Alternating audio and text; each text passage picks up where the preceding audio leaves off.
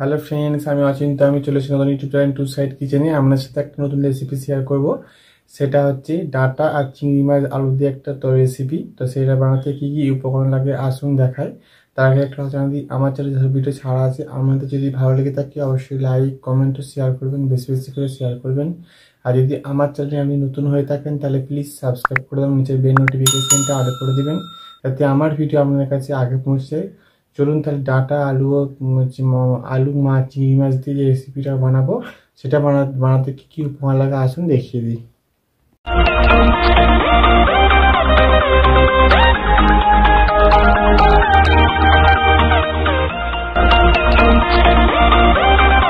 তাহলে চিংড়ি ডাটা আলু দিয়ে একটা রেসিপি বানাতে কি কি উপকরণ লাগে আসুন তাহলে দেখিয়ে দিই। এখানে আমি ডাটা পরিমাণ মতো নিয়ে নিয়েছি এবং লম্বা লম্বা ছোট্ট ছোটোভাবে কেটে ধুয়ে নিয়েছি।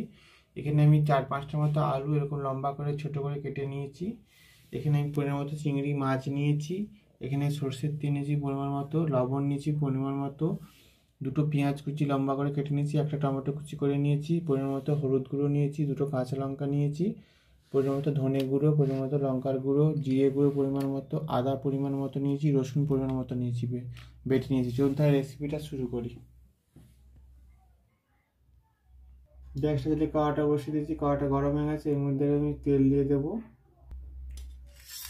তেলটা গরম হয়ে গেছে, এবার এর থেকে চিংড়ি মাছগুলো ভেজে নেবো। চিংড়ি মাছগুলো দিয়ে দেবো, হলুদ গুঁড়োটা দিয়ে দেবো, লবণ দিয়ে দেবো, ভালো করে নেড়ে চেড়ে ভেজে নেবো। চিংড়ি মাছগুলো ভেজে নিচ্ছি, এবার আমি এটা তুলে নেবো।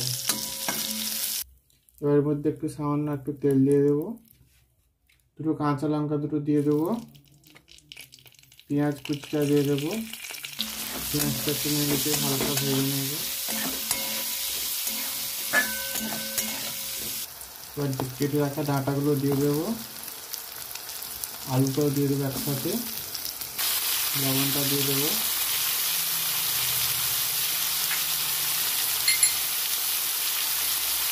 হলুদ গুঁড়োটা দিয়ে দেবো, ভালো করে নেড়ে চেড়ে ভাজতে থাকবো। কাঁচা আলুটা ভালো করে ভেজে নিচ্ছি, এর মধ্যে টমাটোটা দিয়ে দেবো। এবার আমি এর মধ্যে আদা বাটাটা, রসুন বাটাটা দিয়ে ভালো করে ভেজে নেবো। আচ্ছা, এখন কোথায় এবার চিংড়ি মাছগুলোকে ভেজে রেখেছিলাম সেগুলো দিয়ে দেবো, হলুদ গুঁড়োটা দিয়ে দেবো, ধনে গুঁড়োটা দিয়ে দেবো, গুঁড়োটা দিয়ে দেবো, লঙ্কা গুঁড়োটা দিয়ে দেবো, ভালো করে নেড়ে চেড়ে নেবো।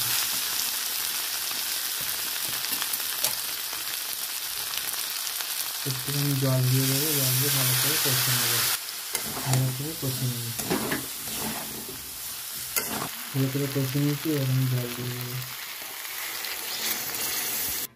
জল দিয়ে দিয়েছি ভালো করে, এবার আমি এটা 10 থেকে 15 মিনিট ভালো করে ঢাকা দিয়ে সেদ্ধ করে জলটা মেরে নেব।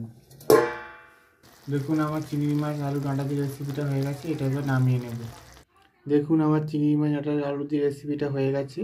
এই রেসিপিটা যদি আপনাদের ভালো লেগে থাকে অবশ্যই লাইক কমেন্ট ও শেয়ার করবেন, বেশি বেশি করে শেয়ার করবেন। আর প্লিজ সাবস্ক্রাইব করে দেবেন, নিচের বেল নোটিফিকেশনটা অল করে দেবেন এবং আমাদের পাশে থাকবেন। চলুন ধরে দেখা হচ্ছে নেক্সট ভিডিওতে।